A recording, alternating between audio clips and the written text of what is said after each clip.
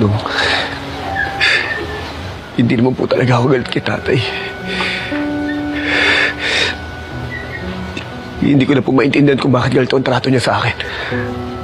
Bakit parang laging galit na galit siya sa akin kahit ano pong gawin ko, wala na akong ginawang tama.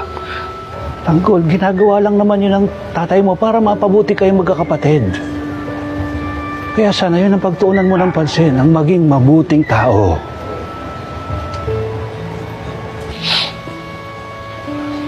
Kahit anong gawin ko, no.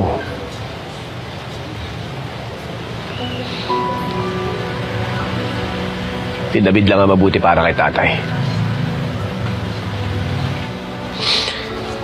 Alam niyo, naisip ko.